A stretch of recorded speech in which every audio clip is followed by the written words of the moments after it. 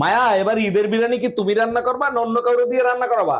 বিয়ের 25 বছর ধরে তো আমি ঈদের বিরিয়ানি রান্না করতেছি, অন্য কাউরে দিয়ে কি করাইছি? তবে এটা মানতে হবে 25 বছর পরে হলেও তোমার রান্নায় একটু চেঞ্জ আসছে। বলো কি তাই নাকি? আগের থেকে রান্নায় একটু স্বাদ বেশি হয় তাই না? আরে না, আগে খাবারে কালা চুল পাইতাম, এখন সাদা চুল পাই। অরুণ ভাই, সিগারেট খাইলে মানুষ মারা যায়, ওই টাকা জমাইলে আপনি প্রাইভেট কার কিনতে পারবেন। ভাবি একদম ঠিক বলছেন, আমার ভাই সিগারেট ছাইড়া দিয়া 5 বছর পর সেই টাকা দিয়ে প্রাইভেট কার কিনছিল। আপনার ভাইয়ের মতো আপনিও সিগারেট ছাইরা দেন, আপনিও প্রাইভেট নিয়ে ঘুরবেন। ভাইয়ের কথা চিন্তা করে সিগারেট ছাড়তে পারতেছে না, আমার ভাই সেই প্রাইভেট কার অ্যাক্সিডেন্ট করে মারা গেছে।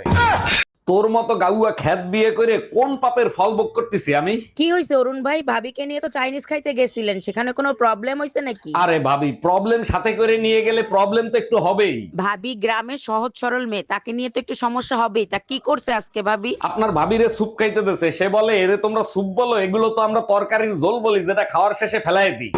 অরুণ ভাই, আমি পায়েস রান্না করব, আমার তাড়াতাড়ি 2 লিটার দুধ এনে দেন না। ভাবি তাড়াতাড়ি হবে না, বাইকের টায়ার পাঞ্চার হয়েছে, ঠিক করবো তারপরে। বলেন কি, টায়ার পাংচার হয়েছে? তা কতক্ষণ লাগবে? 2 মিনিটের ভিতরে কি হয়ে যাবে? আরে ভাবি, এটা গাড়ির টায়ার, আপনার স্বামী না যে 2 মিনিটের ভিতর হয়ে যাবে। এই দেখো তো, নতুন একটা ড্রেস পরছি, কেমন লাগতেছে আমাকে? নতুন ড্রেস পরলে ফহিনীরও রাজরানীর মতো লাগে। একদম বাজে কথা বলবা না। বলো তো এই ড্রেসটার দাম কত? কত আর হবে, 1350 টাকা। ও মাই গড, 1350 টাকা দিয়ে কিনছি, তুমি কি করে বুঝলা? কারণ মানি ব্যাগ থেকে 1350 টাকা গায়েব। আরে মায়া ভাবি, অনেক টেনশনে আছেন মনে হচ্ছে, কি নিয়ে টেনশন করতেছেন? হাসু আপা দেশের এত উন্নয়ন করলো, আমেরিকার একটা ঘাঁটি দিলে কি এমন ক্ষতি হতো? তেমন কোনো ক্ষতি হইতো না, কয়টা মিসাইল মাইরা দেশটারই ধ্বংস করে ফেলাইতো। এলে তো ভালোই হইতো, আমরা ভিডিও করে ভাইরাল হইতাম। সরি বেবি, আমি অনেক চিন্তা ভাবনা করে দেখলাম আমি তোমারে বিয়ে করতে পারবো না। এইগুলো তুমি কি বলো? আমাদের 5 বছরের সম্পর্ক, বিয়ে করতে পারবে না কেন? দেখো, তুমিও কালো আমিও কালো, আমাদের বাচ্চাগুলোও কালো হবে। আরে বেবি, তুমি একদম টেনশন নিও না, আমরা দুজন ফেয়ার এন্ড লাভলি ইউজ করব। অরুণ ভাই, আপনি কি ভাবিরে এক ফোঁটাও ভালোবাসেন না? প্রতিদিন ভাবির সাথে ঝগড়া করেন। আরে ভাবি, ভালোবাসি বলেই তো আপনার ভাবি প্রতিদিন আমার সাথে ঝগড়া করে। এতই যখন ভালোবাসেন, তাইলে ভাবি আপনার সাথে ঝগড়া করে কেন? সেটাই তো আমি বুঝি না, কেন ঝগড়া করে। আচ্ছা ভাবি, আপনি বলেন তো, পাশের বাড়ির ভাবিরে ভালোবাসে কি অন্যায়? হ্যালো বেবি, তুমি তাড়াতাড়ি চলে আসো, তোমাকে ছাড়া আমি পাগলের মতো কাজবাজ করতেছি। আমি তো আসলাম মাত্র 2 দিন হয়েছে, এর ভিতর কি পাগলের মতো কাজ করছো? আমি কত বড় পাগল, ঘরে তালা মেরে বাইরে গেছি, রাতে বাসায় এসে 2 ঘন্টা বেল বাজাইছি। বলো কি, 2 ঘন্টা বেল বাজাইছো? তা কেউ কি দরজা খুলছিল? কি রে, 10টার সময় তোর আসার কথা, তুই 11টার সময় আসলি, এটা কোনো কাজের কাজ করলি? তোর কপালে চোখ নাই, দেখতে পাচ্ছিস না আমি হাঁটতে পারতেছি না? হাঁটতে অনেক কষ্ট হচ্ছে। হ্যাঁ দেখতে পাচ্ছি, ভ্যালেন্টাইন ডে প্রভাব পুরোটাই তোর উপর পড়ছে। কুত্তার বাচ্চা স্যান্ডেল ছিঁড়ে গেছে তাই হাঁটতে কষ্ট হচ্ছে। তোমারে আমি যে কত ভালোবাসি গো।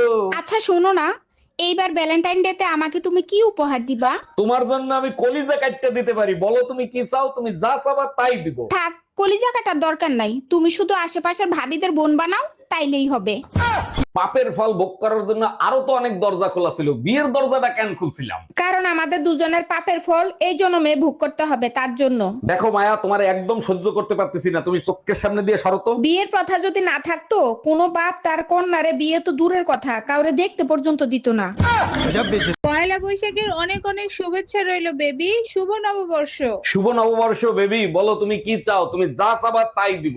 বেবি এমন কিছু দিবা যা আমি মরার আগ পর্যন্ত মনে রাখতে পারি। এমন উপহার দেবো, মরার আগ পর্যন্ত কেন, মরার পরেও থাকবে। চলো তোমারে প্রেগনেন্ট করে দিই।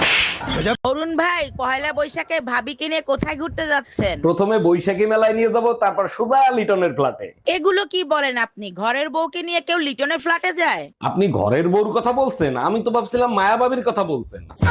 দেখছো, আমার বাপ 10,000 টাকা দিয়ে শাড়ি কিনে দিচ্ছে, তুমি তো কোনোদিন কিনে দিলা না। তোমার বাপ বড় লোক মানুষ, 10,000 কেন 20,000 দিয়েই কিনে দিতে পারে। দামি শাড়ি তো কিনে দিতে পারবা না। এবার বলো কেমন লাগতেছে আমারে? ভালোই লাগতেছে, কিন্তু ঠিকমতো ম্যাচিং হয় নাই। ম্যাচিং ব্লাউজ এখনো বানাই পারি নাই, তাই ম্যাচিং হয় নাই। আমি ব্লাউজের কথা বলি নাই, চেহারার কথা বলছি। এই শুনো না, আমার 1000 টাকা দাও না, ডাক্তারের কাছে যাব।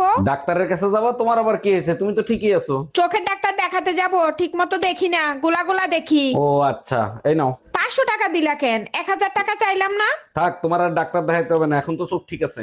আচ্ছা শোনো, তুমি তো সবকিছু পারো, তুমি কি তোমার ভবিষ্যৎ দেখতে পারো? আবালের মতো কথা বললা, ওগুলো কুসংস্কার, কেউ কারো ভবিষ্যৎ দেখতে পারে না। মোটেও কুসংস্কার না, আমি আমার ভবিষ্যৎ পরিষ্কার দেখতে পারি। তাই নাকি? তা তুমি তোমার ভবিষ্যতে কি দেখতে পাচ্ছ? তোমার জন্মদিনে আমার আইফোন দেওয়ার কথা ছিল না, ওইটা আর দিতে পারবো না।